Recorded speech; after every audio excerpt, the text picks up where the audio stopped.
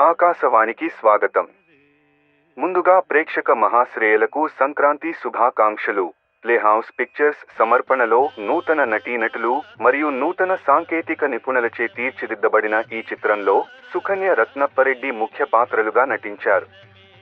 Colour pencils studios సహకారంతో నిర్మించబడింది. చిత్రాన్ని నిర్మించిన వారు శివకుమార్, రత్నప్పరెడ్డి, అజయ్ భార్గవ్. ఛాయాగ్రహణం తరుణ్ బివిఎస్. DI colorist Dattu. కూర్ఫు అజయ్ భార్గవ్.